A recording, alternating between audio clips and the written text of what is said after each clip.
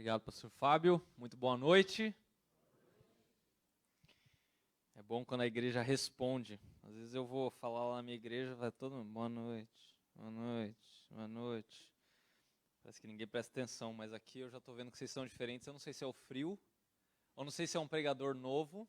Aliás, para mim, sinceramente, é um privilégio saber que nesse púlpito aqui já pregaram me corrija se eu estiver errado. Já pregou Paul Washer, já pregou aqui. Já pregou Judy Clay, muitos anos. Já pregou o próprio Fábio. Já pregou Felipe Niel. Leandro Peixoto. Cara, isso é uma honra. É uma pena que você não me convidou para ser o primeiro, porque você foi elevando o nível e de repente você me chamou. Mas o problema é da sua igreja. Gente, brincadeira à parte, a ideia que eu quero tratar com vocês aqui nesse tempo, que foi proposta pelos jovens, aliás, parabéns pela iniciativa de querer estudar algo extremamente importante. Eu confesso para vocês que durante um tempo, principalmente enquanto eu fiz seminário, e eu não estou falando mal do meu seminário, mas eu toquei na superfície do que significa ser igreja. A gente se engaja em estudar teologia sistemática, teologia bíblica, línguas originais e tal. E eu tive poucas matérias que lidam, embora eu tenha feito uma especialização em ministério pastoral, mas nós lidamos pouco com aquilo que em teologia nós chamamos de eclesiologia, a doutrina da igreja. E recentemente eu tive o privilégio de estudar a eclesiologia a fundo, de ler bastante, de estudar bastante, de ver eclesiologia acontecendo, e hoje eu estou mais convicto do que nunca, que eclesiologia é fundamental para a vida cristã de cada pessoa.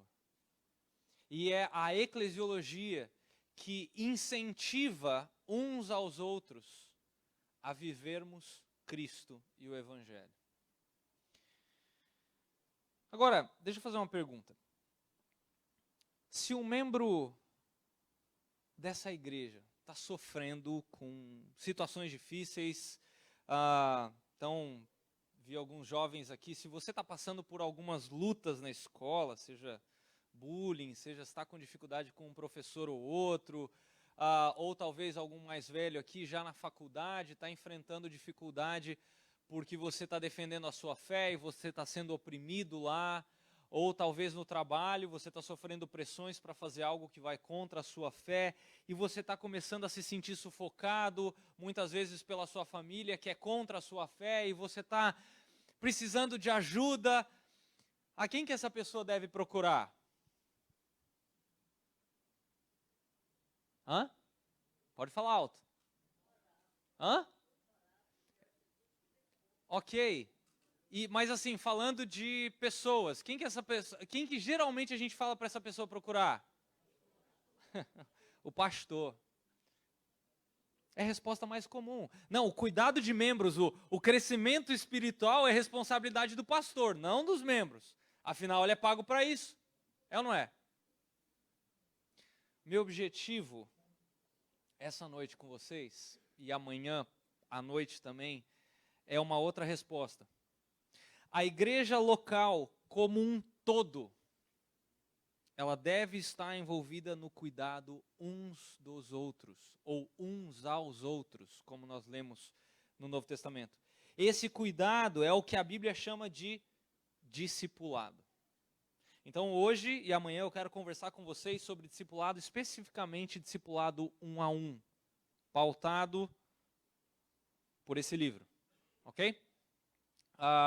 O que eu vou fazer aqui, em todos os momentos, vai ser de uma maneira tópica. Eu não vou pegar um texto e esmiuçar o texto. Eu vou fazer o que na teologia nós chamamos de teologia sistemática. Nós vamos pegar o assunto e ver o que a Bíblia fala sobre esse assunto, ok? Eu peço que você esteja com a sua Bíblia aberta ou ligada. Não sei como é que ela está aí na sua mão. Se você gosta de anotar, aliás, eu incentivo você a anotar. Eu vou colocar os tópicos na tela, então você pode ir acompanhando os tópicos e aí você faz a sua complementação. Isso vai ajudar você a memorizar. E como um bom aprendiz de Mark Dever, nós vamos ver 9 marcas de um discipulado saudável. Calma que hoje nós não vamos ver as 9, ok? Então vamos começar com a pergunta mais básica: o que é discipulado? Marca número 1. A primeira coisa que a gente tem que ter em mente é o que discipulado não é. Discipulado não é uma relação de mestre-aprendiz, ou de professor e aluno, mas sim uma relação entre dois cristãos. É claro que geralmente vai ter uma pessoa mais experiente que a outra. É quase que impossível você ter uma pessoa se relacionando com você que tem exatamente a mesma maturidade cristã. Um está mais à frente do que o outro, isso é normal. Mas isso não significa que o discipulado é uma via de mão só. Não é uma rua de uma mão só. Não, o discipulado é uma via de mão dupla. Então, quando a gente quebra esse conceito de mestre e aprendiz, a gente entende que o discipulado cristão, ele não chama atenção para si mesmo. Ele chama atenção para Cristo. Porque aquela pessoa não vai aprender de mim. Não, eu vou aprender com ela e ela vai aprender comigo. Juntos nós vamos olhar para Cristo. Essa pessoa não vai olhar para mim, não é de cima para baixo. É no mesmo prisma, de maneira que a gente olha para Cristo. Sabe qual que é o modelo? Quem dá o modelo do discipulado? É o Espírito Santo. Já parou para pensar nisso? Se alguém deu um modelo do discipulado, foi o próprio Jesus ao enviar o Espírito Santo. Qual que é a missão do Espírito Santo? O Espírito Santo, por algum acaso, ele fala de si mesmo? Não. O Espírito Santo, ele aponta para Cristo. Ele fala de Jesus. Ele faz com que Jesus seja visto. Ele faz com que Jesus seja compreendido. Porque se Jesus for visto, se Jesus for compreendido, as pessoas vão ter a quem imitar. O Espírito Santo, ele é como um farol, ele ilumina Jesus. Para que a gente possa ver com clareza e poder imitar Jesus. O Espírito Santo, ele não ilumina a si mesmo, mas sim a Cristo. E quando eu comecei a estudar esse assunto, eu aprendi com um amigo meu, que eu acho que também já pregou aqui, um tal de Jonas Madureira. Ele fala alemão, né? E ele me ajudou a perceber que existem 2 palavras diferentes no alemão para descrever discipulado. Culpa de Lutero, tá? Porque Lutero, quando ele estava traduzindo o Novo Testamento, ele chegou em algumas passagens do Novo Testamento e percebeu uma determinada diferença para aquilo que em português a gente chama de discipulado só, a gente só tem uma palavra. Mas no alemão tem 2. Uma palavra significa, eu não sei se eu estou pronunciando certo, se tiver alguém que fala alemão me corrija, por favor. Mas eu vou me arriscar. Uma palavra é Nachfolge e outra palavra é Jungschaft. Tá? Nachfolge significa o quê? O ato de seguir a Jesus. Isso está lá em Marcos 8, versículo 34.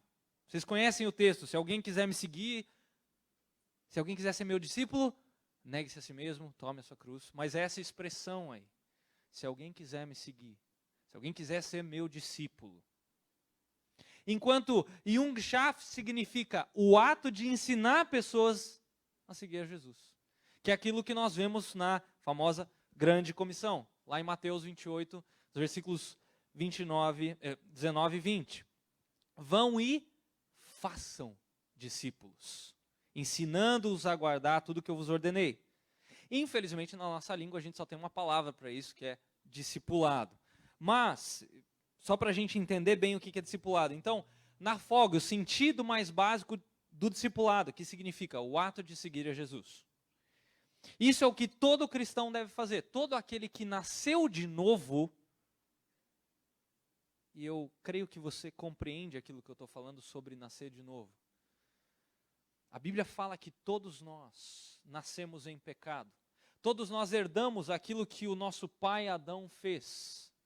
Infelizmente, ele não falou para serpente ficar quieta. Esse era o papel de Adão. A ordem tinha sido dada para Adão, não para Eva. De cuidar do jardim e não comer do fruto. E se você estudar um pouquinho mais a fundo, você vai ver que no texto de Gênesis 3, quando a serpente estava conversando com Eva, Adão estava ali do lado. A versão NVT da Bíblia, ela já traduz esse conceito. Adão foi um banana. Ele devia ter falado para a serpente, ou Satanás, sei lá como é que ele ia chamar. Ô, você aí, cala a boca. O encarregado aqui sou eu. Se você quiser falar com alguém, você fala comigo. Mas isso que você está falando aí não procede. Então, cai fora. Mas Adão não fez isso. E aí o pecado entrou no mundo. E como o próprio Davi fala no Salmo 51, versículo 5, em pecado me concebeu minha mãe. Isso foi passado de pai para filho, como Romanos fala. E você e eu herdamos essa natureza pecaminosa. Quem é pai, quem é mãe aqui sabe do que eu estou falando. Você não precisa ensinar o seu filho, a sua filha a pecar. Já vem de fábrica. E é terrível, porque a gente olha para esse serzinho lindinho. Quer ver, ó? Coloca, vê se você consegue interromper a transmissão. Você consegue colocar a foto aí? Não sei se a foto já está aí, Olha só, olha que coisa mais linda. Esquece a parte da direita. Da metade para a esquerda, a foto é bonita. Mas você olha assim, essa coisa gostosa, com vontade de apertar. Você vê que Deus faz um milagre, né? Porque ela parece mais comigo do que com a mãe, mas ela é bonita ainda assim. Mas é descendente de Adão. Minha pequena Evinha. Impressionante. Fez 2 anos, parece que virou uma chave, cara. Aí a vara começou a cantar lá em casa. Se vocês estão rindo que não tem filho, os pais não estão rindo, porque eles sabem do que eu estou falando. Só está rindo os solteiros aqui. Mas o pecado entrou. E esse pecado faz separação entre nós e Deus. Porque Deus é santo e Ele não pode conviver com o pecado. Isaías vai falar que qualquer tentativa de chegarmos até Deus, é aquilo que a religião faz. É como se fosse, traduzindo para a versão revista e atualizada do século 21, do ano de 2019, qualquer obra que a gente tente fazer para chegar até Deus é como se fosse um mods usado. Vocês mulheres sabem o quanto isso é nojento, mas é mais ou menos essa a ideia. Trapos de imundícia. Porque tudo que nós fazemos sem Deus é manchado pelo pecado. Mas pela graça, Ele nos amou. E deu o filho dele. Sinceramente, eu não consigo imaginar dar a minha filhinha que vocês viram aqui por qualquer um de vocês. Não me leva a mal, eu gosto de vocês, por vocês serem meus irmãos em Cristo, mas... Agora, vocês não são meus inimigos. Nós éramos inimigos de Deus. É o que Romanos fala. E Deus ainda assim nos amou. E mandou seu filho para morrer na cruz. E se nós crermos que Ele pagou o preço alto, preço esse que fez Jesus gritar na cruz, meu Deus, por que me desamparaste? Já parou para pensar nisso? Que desde a eternidade, Deus Pai e Deus Filho nunca perderam a comunhão, mas por causa do seu e do meu pecado, ali houve um rompimento, porque Deus virou as costas. Porque o seu e o meu pecado estavam nos ombros de Jesus, e Deus não pode com essa sujeira. Por causa do seu e meu pecado, houve uma separação. O cálice que Jesus pediu para ser passado. Mas felizmente Jesus não ficou morto, o preço foi pago e Ele ressuscitou. E todo aquele que confessar e crer no sacrifício de Jesus e se arrepender, pode nascer de novo. Talvez você aqui nunca tenha parado para pensar nisso. E se você tiver um pouco de dúvida sobre isso e quiser conversar mais, se você não sabe se você tem um relacionamento pessoal com Deus, não importa quanto tempo você tenha de igreja. Você pode inclusive ter fundado essa igreja aqui junto com o pastor que começou essa igreja, não importa. Mas se você nunca creu no Evangelho, nunca é tarde. Todo cristão que já nasceu de novo, ele tem que praticar o ato de seguir a Jesus. E isso é aquela palavra chamada narfog. Agora, Jungschaft é diferente, significa o ato de ensinar pessoas a seguirem a Jesus. E por isso nós precisamos de 2 cristãos. Porque discipulado é o ato de seguir a Jesus e é também o ato de ensinar pessoas a seguir a Jesus. Isso é, na sua essência, isso é o discipulado. Ok? Número 2, o que é fundamental no discipulado? Um discurso alinhado com um exemplo. Porque a melhor maneira de ensinar é pelo exemplo. Sede meus imitadores, como eu sou de Cristo. Imagina a cena.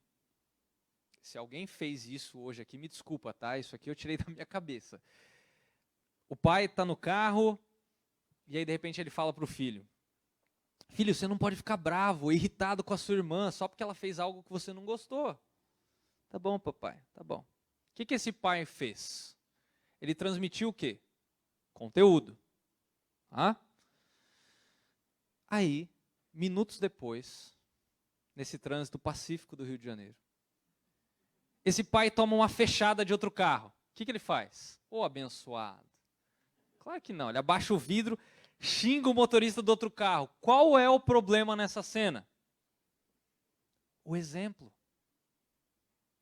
Se o pai fala, mas não cumpre, ele está ensinando o filho a ser cínico. É isso que o filho vai reproduzir. Ele vai reproduzir só o discurso. Ele vai se tornar alguém hipócrita. E, gente, infelizmente, o mundo está cheio disso. O pior, a igreja também está cheia disso. Muitas vezes nós usamos tantas máscaras, e aí quando a gente esquece essas máscaras em casa, e chega na igreja, as pessoas assustam. Esse é o outro motivo pelo qual falar: vamos então implementar um sistema de discipulado na igreja. Ou vamos contratar um pastor de discipulado, focado no ensino. Não funciona. Não é simplesmente transmissão de conteúdo. Como se não houvesse uma relação do ensino do discipulado com o ato de seguir a Jesus. Se o ato de seguir a Jesus, da imitação a Jesus, não for real, nós não vamos produzir um discipulado autêntico. Mas vamos reproduzir apenas um entendimento do que significa seguir a Jesus. A imitação é fundamental. Foi isso que Jesus disse. De novo, Marcos 8,34. Se alguém quiser ser meu seguidor, ou vir após mim. Não é entender o que significa vir após mim apenas, mas é de fato segui-lo. Tome a sua cruz, negue-se a si mesmo, tome a sua cruz e siga-me. Ok, nós já vimos o que é fundamental no discipulado, agora quem que pode, quem que deve discipular? E aqui que eu estou falando com absolutamente todos vocês. Todo cristão, todo aquele que já nasceu de novo. Nós devemos nos empenhar para sermos uma igreja que discipula uns aos outros à luz das Escrituras. Fazer discípulos é uma das funções da igreja, é aquilo que diz Mateus 28. É na igreja que nós devemos ver o discipulado e o crescimento espiritual acontecendo, até porque crente que não cresce espiritualmente, ele está indo contra as Escrituras. Nós não devemos ficar só no leite. Paulo, ele reprova isso. Nós devemos crescer. E eu quero argumentar com você que é dentro do contexto da igreja local que o discipulado acontece.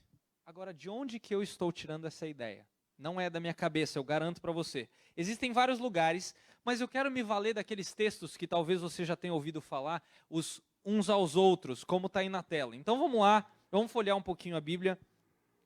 Não falar de cor, mas vamos ler alguns deles. João 13, os versículos 34 e 35. Bem conhecido. João 13, 34 e 35. Novo mandamento vos dou, que vos ameis uns aos outros, assim como eu vos amei. que também vos ameis uns aos outros. Nisto conhecerão todos que sois meus discípulos, se tiverdes amor uns pelos outros, ou uns aos outros. Romanos 12, versículo 10. Romanos 12, versículo 10.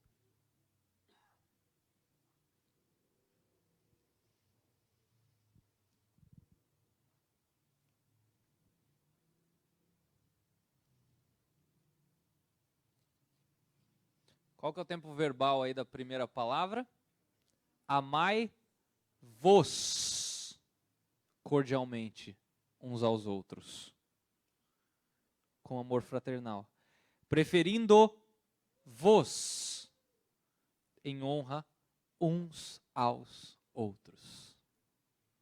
Vai um pouquinho mais para frente, Romanos 13, versículo 18. Opa. Eu confundi. Aqui tem alguma... Desculpa, foi um erro de digitação isso aqui. É o versículo 8. Apaga esse 1 aí. A ninguém fiqueis devendo coisa alguma, exceto o amor com que vos amei, com que vos ameis uns aos outros. Quem ama o próximo tem cumprido a lei. Romanos 15, versículo 7. Portanto, acolhei-vos uns aos outros, como também Cristo nos acolheu para a glória de Deus. Versículo 14.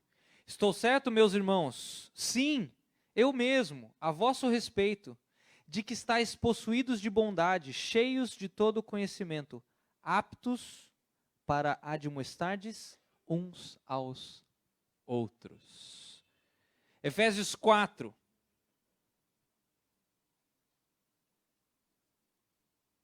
Versículo 2.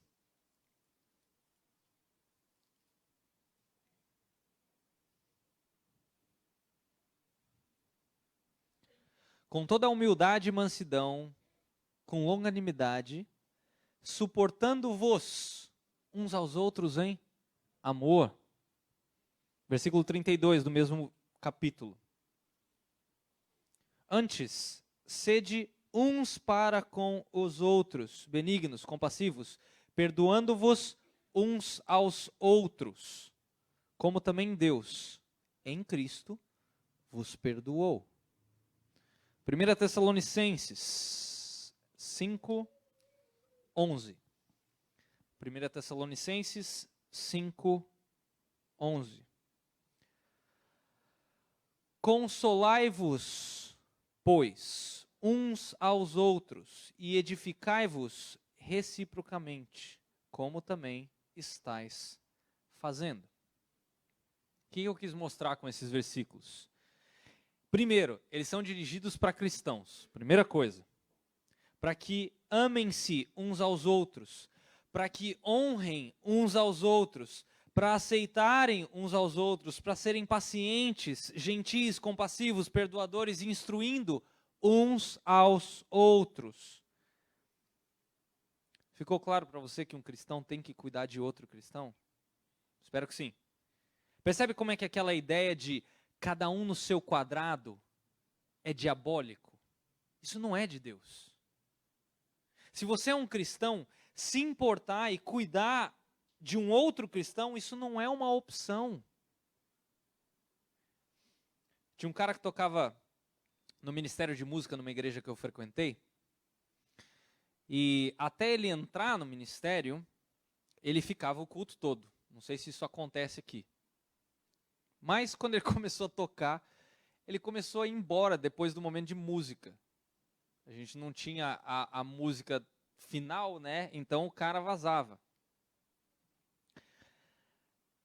Ele ficava um pouquinho lá, na igreja tinha um hall de entrada, tal, ele ficava um pouquinho ali e ia embora. Só que os membros começaram a perceber. E aí eles começaram a abordar ele na saída. Ô irmão, e aí? E ele ficava meio sem graça, ficava mais tempo. Eles começaram a cumprimentar ele. Eles começaram a procurar ele para saber da realidade dele, quem ele era e tal. Eventualmente ele foi convidado para almoçar, o culto principal era de manhã. Ele foi convidado para almoçar na casa de alguns. E ele começou a ser discipulado. E aí, anos depois, ele soltou uma frase que muito interessante. Ele falou o seguinte: nessa igreja é quase impossível ser um cristão anônimo. E, gente, isso está completamente certo. É isso que uma igreja envolvida em discipulado, que se importa uns aos outros, deve ser. É uma igreja que se importa. Qual é o desejo para nós, de Deus para nós, em relação ao nosso próximo? Que nós amemos como Ele nos amou. O ato de ensinar pessoas a seguirem a Jesus é um ato de amor ao seu próximo. Por isso que todo cristão tem que estar envolvido com o discipulado. Ok, então qual que é o conteúdo do discipulado? Algo bem simples, que eu falei há poucos minutos aqui. É o Evangelho. O discipulado, ele vai refletir a pregação do Evangelho. Quer ver? Vá a uma igreja, Fábio já foi, tenho certeza. Vá a uma igreja onde existe uma cultura de discipulado. Onde a igreja está envolvida quase que como um todo no discipulado. Converse com um cristão novo dessa igreja e peça para essa pessoa explicar o Evangelho. Cara, é algo natural, flui fácil da boca dessas pessoas. Aliás, nessa igreja que eu estou me referindo, era algo interessante. Quando você ia se tornar membro da igreja, uma pergunta muito peculiar era feita para quem estava querendo ingressar na membresia. O presbítero falava assim, que estava entrevistando, né, essa pessoa que queria adentrar a membresia. Explica para mim o Evangelho em 60 segundos. A princípio você fica meio tímido assim, né? Mas é interessante o seguinte, em 60 segundos você percebe 3 tipos de pessoas. Aquele que de fato nasceu de novo, porque ele pode até engasgar, ele pode até ficar nervoso, porque você fica meio intimidado com uma pergunta dessa, né? Parece um quiz, assim. Mas, eventualmente, você solta os elementos fundamentais do Evangelho.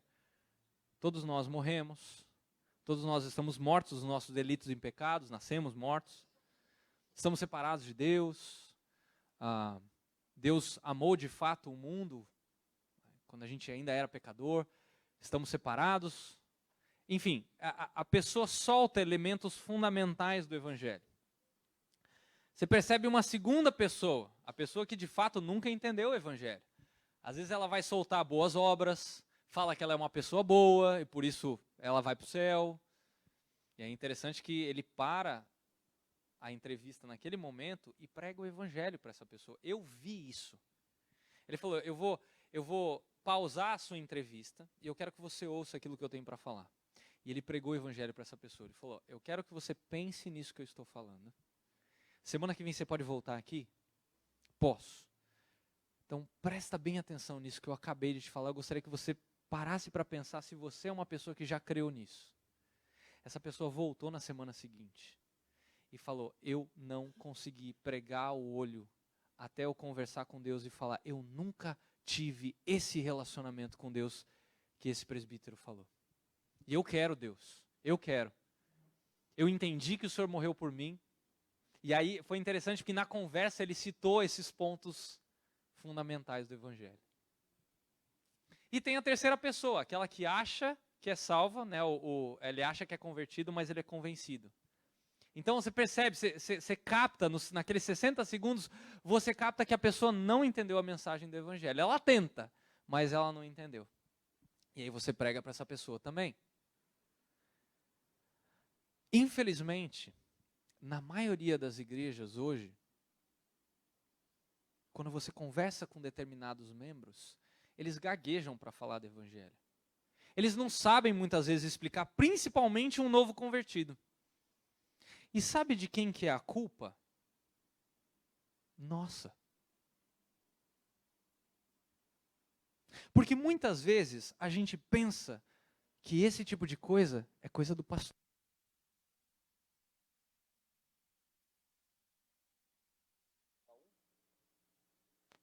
Número 1. Aí. Muitas vezes a gente pensa que pregar o evangelho é coisa do pastor. É só ele que tem que fazer. E aí, quando a gente, às vezes tem uma pessoa no trabalho, na faculdade, no colégio, que a gente até quer que ouça do evangelho, o que a gente faz? Eu vou te convidar para vir na minha igreja. Meu, você está lá, todo o tempo com a pessoa, você está conversando com a pessoa, todos os dias, mas o que você faz? Não, vou levar você para a igreja, porque aí o meu pastor vai pregar para você. Prega você. Você não entendeu o evangelho um dia? A responsabilidade é sua como cristão, não é do seu pastor. E pior, nós não conversamos sobre o evangelho e aquilo que o evangelho engloba.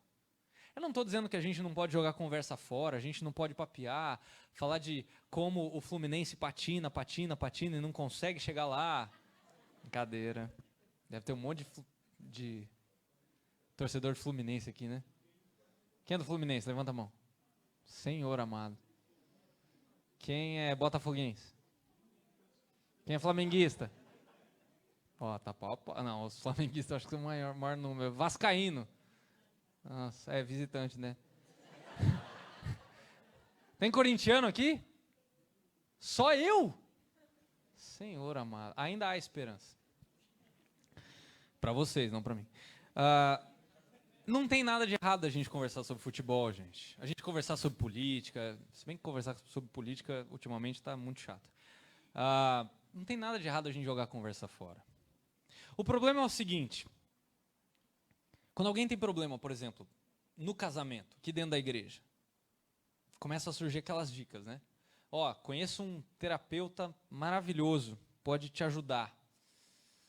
Ou não, tem um livro muito bom, aí você pensa que ele vai dar aquele livro fundamentado nas escrituras, né? Casamento Blindado. A gente não conversa sobre o evangelho, gente. A gente não conversa sobre perdão, sobre graça, sobre misericórdia, sobre justificação, sobre santidade, sobre arrependimento, sobre fé.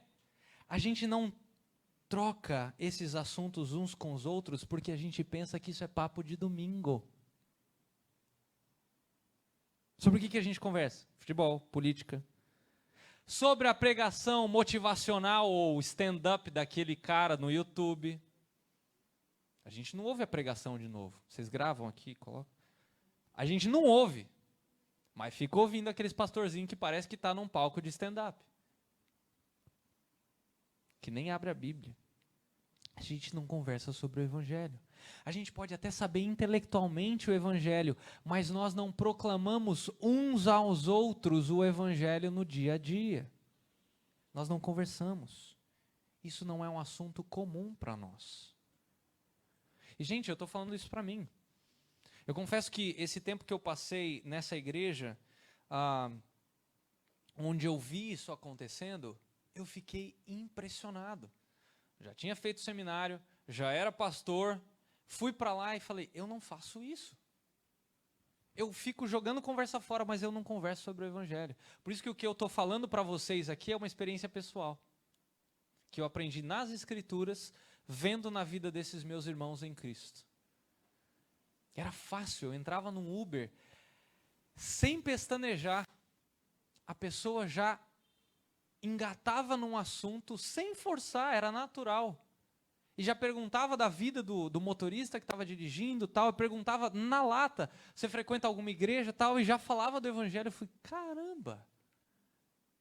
Mas por quê? Porque isso é natural, porque eles falam do evangelho uns com os outros. Eles incentivam uns aos outros a lembrar daquilo que Cristo fez. Isso já está na corrente sanguínea deles. É muito legal. Por isso, o evangelho é o centro do discipulado, porque ele é o assunto comum. Como é que a gente pode ter uma cultura de discipulado na igreja se o evangelho não é nem considerado muitas vezes, não é trabalhado, ele não é revitalizado no contexto da própria igreja, entre os membros? Eu não estou apontando para o seu pastor, eu estou apontando para a igreja como um todo. É por isso que a gente tem, cadê aqui? Comunhão e serviço. Me parece que só existe uma possibilidade de mudar esse quadro. Pelo exemplo, pela pregação, pela centralidade do evangelho. E esse movimento é pregar Jesus o tempo todo, seja dentro, seja fora da igreja. Parece estranho, né? Mas poxa, pastor Leandro, a gente prega tanto o evangelho. Será? Quantos aqui, levanta a mão, quantos aqui convivem com incrédulos semanalmente? Levanta a mão. Continua com a mão levantada. Quando foi? Não, deixa eu mudar a pergunta. Fica com a mão bem alta. Quem falou de Jesus essa semana para alguém? Continua com a mão levantada. Você vê que o número cai bastante. Isso é uma prática? Pode abaixar. Isso é uma prática nossa? Não é. A gente fica meio sem jeito. Eu não sei direito o que falar. E a vergonha, o que vão pensar de mim? São as mesmas desculpas, né? A coisa é cíclica, não muda. Gente, se a gente falasse do evangelho a todo momento entre nós, pregar o evangelho para o incrédulo ia ser algo natural, porque a boca fala do que está cheio o coração.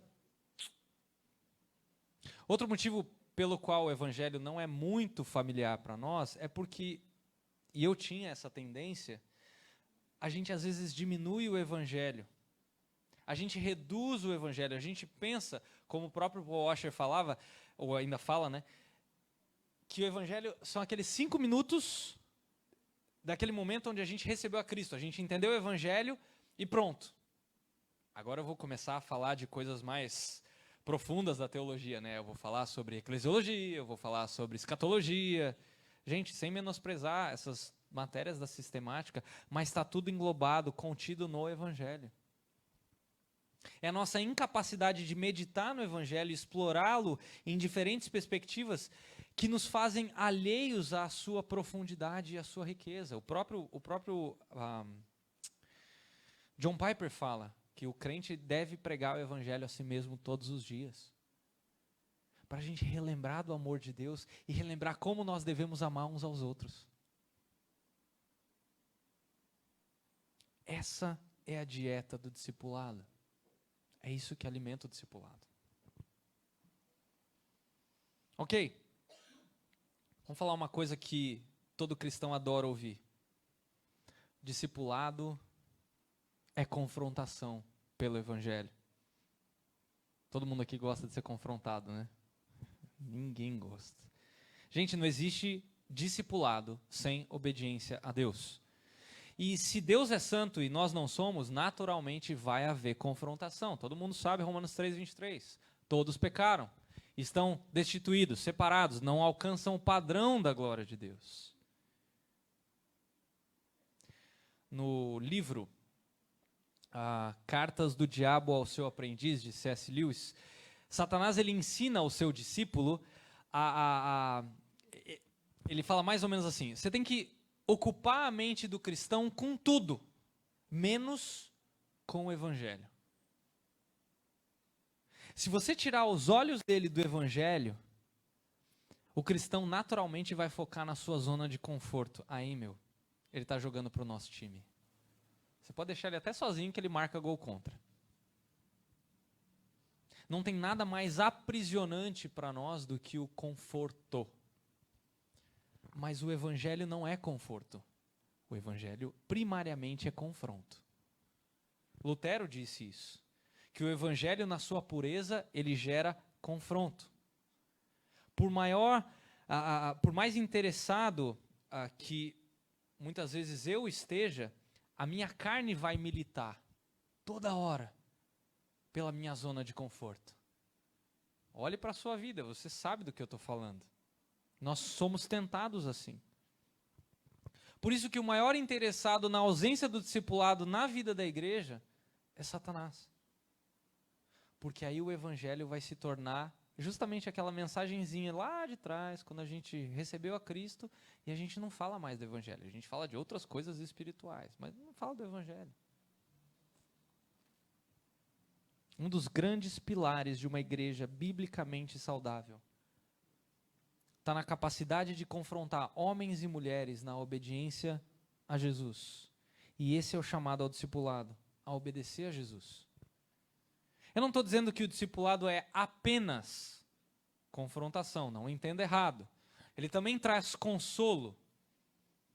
O meu fardo é suave e o meu jugo é leve. Mas nós temos que lembrar que Deus é santo e nós não somos. Por fim, eu não quero me estender muito mais. Discipulado é algo que leva tempo. A cultura do discipulado, como eu falei agora há pouco, talvez essa palavra ainda não esteja muito clara na sua cabeça, isso leva anos. Cultura de discipulado, eu estou dizendo uma igreja envolvida na prática do discipulado. Isso leva tempo, leva paciência, leva anos. O problema é que a gente sofre com esses movimentos explosivos de igreja que conseguem reunir, encher assim esses templos rápido, né? E é triste muitas vezes você ver igrejas que pregam tudo, menos as escrituras, abarrotadas de gente. Recentemente eu vi um vídeo de um pseudo pregador falando que Jesus errou no primeiro milagre dele ser fazer vinho. Falei, nossa, hein? Pena que você não estava lá para ajudar Jesus. Falei, não, Jesus, tá errado. Ah, fala sério. E o pior, sabe qual que é o pior? Milhares de pessoas naquele local. Eu não vou falar quem é, mas você já deve estar imaginando. E todo mundo falando amém, cara. É triste, é triste. E essas igrejas crescem rápido. Enquanto a cultura do discipulado é um movimento mais lento. Mas, com quantos Jesus começou? 12. Se você olhar lá em Lucas 6, versículo 12, você vai perceber que Jesus, antes de escolher os 12, o que ele faz? Ele passa a noite fazendo o quê? Dormindo? Orando. É sob a oração que ele escolhe, e olha a lista, né? A lista no versículo 14 começa com quem? Hã? Quem que é o primeiro da lista? Não olha para mim, olha para o texto. Hã? Pedro. Cabra bom. E a lista no versículo 16 termina com quem? Judas. Que time, hein? Você está reclamando da seleção brasileira? Isso que ele orou a noite toda, né? Só que Jesus não escolhe os 12 porque eles eram os melhores. Jesus os escolheu por aquilo que Deus podia fazer na vida deles. Não por aquilo que eles eram. E levou tempo. Você consegue imaginar? A gente fica lendo, por exemplo, Pedro, vai. Judas esquece porque está lá predito que antes da fundação do mundo tinha que ter o cara lá para trair Jesus. Tá, vamos pegar Pedro. Ele anda com Jesus, anda. Aí ele sai do barco. Alguns dizem que ele foi o primeiro surfista. Está lá com Jesus. Aí você fala, eu queria ser Pedro. Enquanto você está lendo a história, né? Aí de repente Pedro começa, Jesus, foca em mim. Aí Pedro, olha o tamanho das ondas, da tempestade. Aí Pedro começa a afundar. Você fala, não, Pedro. Cara, é o próprio Deus, é o próprio Criador que está na sua frente. Acorda, meu. Aí tem outra situação. Quem as pessoas estão dizendo que eu sou? Tu és o Cristo, Filho de Deus. 10, Pedro. Não sei quantos minutos se passaram. Eu preciso morrer, eu preciso ir para a cruz. Não, Senhor. Pô, cara, 0. Pedro parece que não acorda. Um de vocês vai me trair. Senhor, eu vou contigo até o fim. Não, Pedro, vai ser você. Não, Senhor, eu não... Antes que o galo cante, cara, você vai me negar. E aí, Pedro, eu gosto da cena de Lucas, porque Lucas era médico e Lucas tem uns insights muito legais. E é só no Evangelho de Lucas que você percebe que os olhares se cruzam depois que o galo canta. Eu já li, embora eu discorde, que o olhar de Jesus foi um olhar de reprovação. Eu creio que o olhar de Jesus foi um olhar de amor. E isso fez Pedro ficar ainda mais entristecido. De falar, eu estou andando com Deus faz tanto tempo. E olha o que eu acabei de fazer. E pior, né? Ele vai lá pescar depois. Mas sabe qual que é o bacana? A gente tem Atos 2. Enquanto a impressão que dá ali na cena de Atos 2 é que tá os discípulos enfileirados, né? E a hora de alguém tomar a frente, Pedro dá um passo. E aí os 11 ficam para trás e Pedro começa a pregar. Foi esse homem aí que Jesus usou. Foi esse homem que Deus usou para começar a igreja.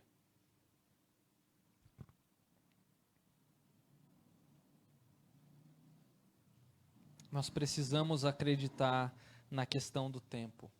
Nós precisamos acreditar no trabalho de formiguinha, tirar os olhos desses movimentos que explodem pessoas.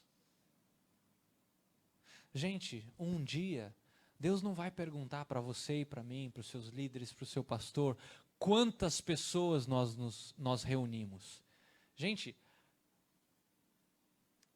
até a torcida do meu time consegue reunir mais de 20 mil pessoas num outro continente. É só ganhar a Libertadores. Vocês viram o que aconteceu em 2012. Maior movimentação de pessoas de um continente para outro na história. Foi por causa de Jesus? Não.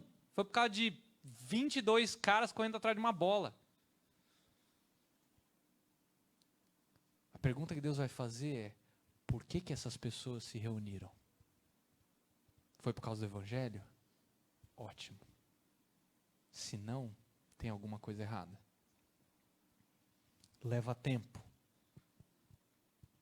A gente tem vários exemplos na Bíblia. Além de Jesus e os discípulos, a gente pode ver Moisés investindo na vida de Josué, Paulo investindo na vida de Timóteo, e levou tempo.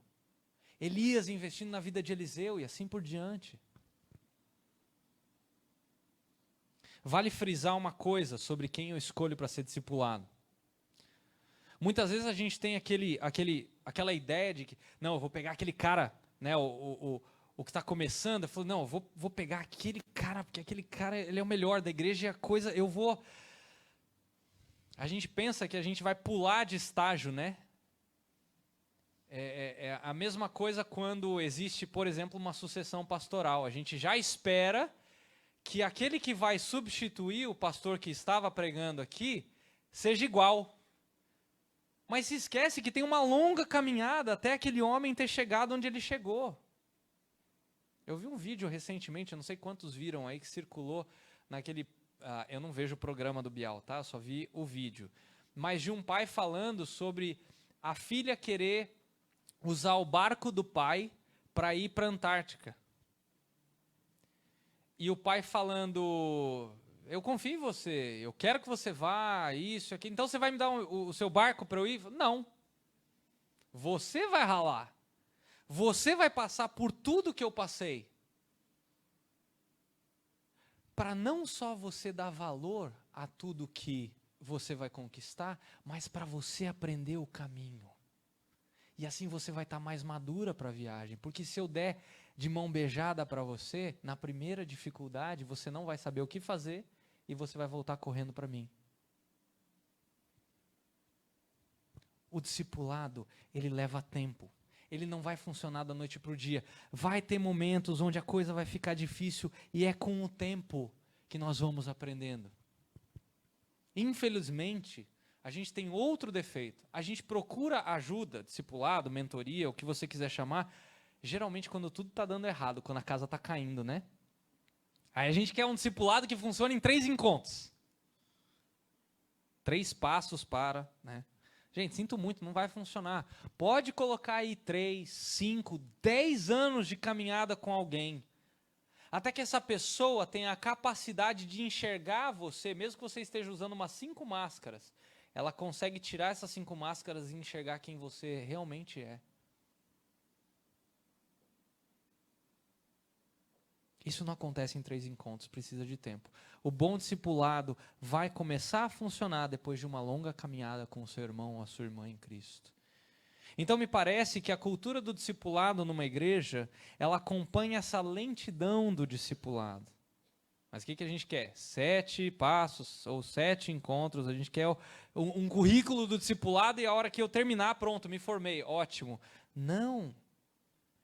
Não tem um começo, mas não tem um fim. Discipulado é, ou deve ser, a fonte de vida de uma igreja. Onde não tem discipulado, raramente vão ter seguidores de Jesus. De novo, o discipulado são pessoas que seguem a Jesus, ensinando outras a seguirem a Jesus como seu exemplo. Isso é discipulado, isso leva tempo.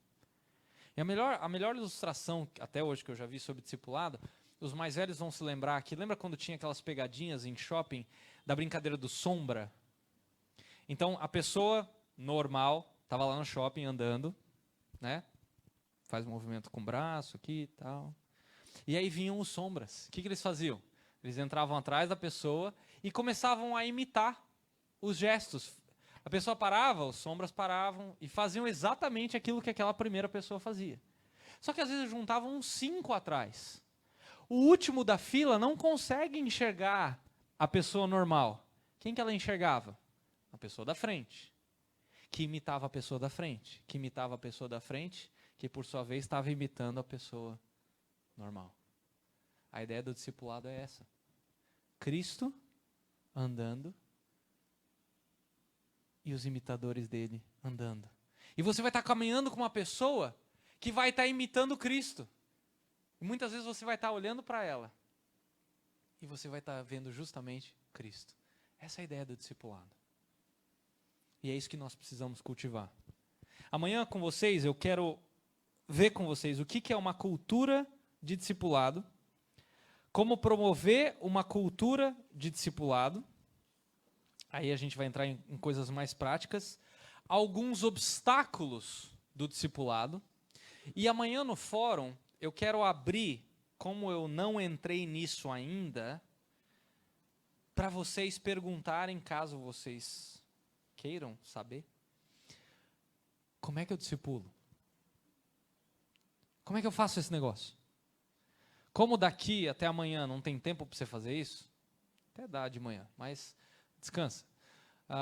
Aí amanhã à tarde a gente conversa. Eu vou falar algumas coisas práticas de como é que você pode fazer, mesmo você que é super atarefado, enfim.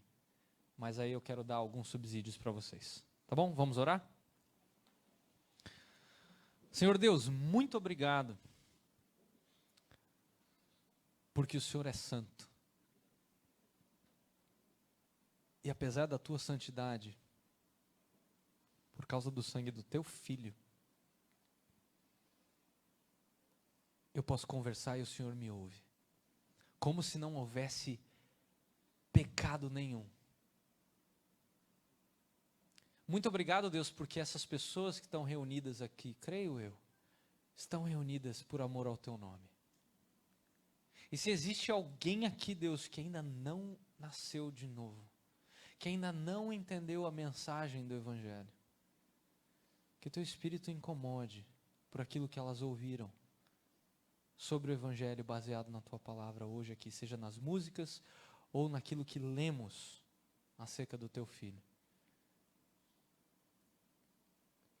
E Deus, ajude a essa igreja a caminhar de maneira que essa vizinhança seja impactada.